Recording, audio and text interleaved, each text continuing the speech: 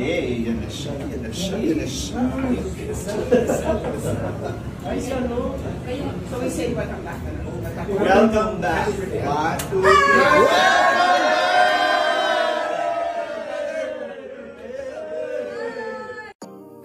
3. Bumalik na nga sa bansa ang aktor na si Tom Rodriguez at Hello Tom, yan ang post o caption ng kanyang manager na si Popoy Caritativo. Winelcome din siya ng mga kasamahan nitong mga artista sa Luminary Talent Management.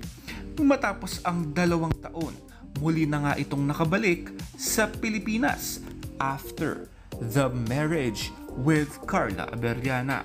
Naging laman talaga at naging headline ang kanilang pagpapakasal, ngunit after 3 months, nag-divorce, naghiwalay at nagpasya na nga itong manirahan sa Amerika.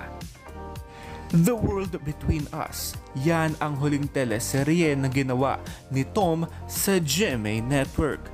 Exclusive contract pa rin itong si Tom sa GMA, kaya naman meron pa rin siyang kontrata at pwede pa siyang bumalik para gumawa ng teleserye sa Kapuso.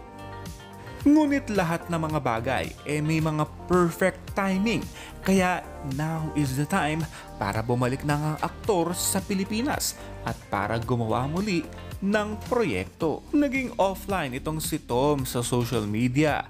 Nagkaroon ito ng deactivation sa kanyang Instagram account, kaya naman walang mga updates ang mga fans nito sa aktor. Ngunit may mga nagpo-post pa rin na mga kasamahan nito at mga kaibigan at maging ang mga nanonood kay Tom sa Amerika na kapwa Pinoy na kung saan may mga gigs ito at mga shows sa Amerika na pwede pa rin niyang pagkakitaan. Sa ngayon, wala pa tayong announcement o source kung ano nga ba ang gagawin na proyekto ni Tom sa GMA ngayong taon. Abangan na lamang natin ito, mga kapuso. At finally, nakauwi na nga si Tom Rodriguez. Welcome home. And that's it for now. This has been Jay Kumanangan TV. Thank you for watching.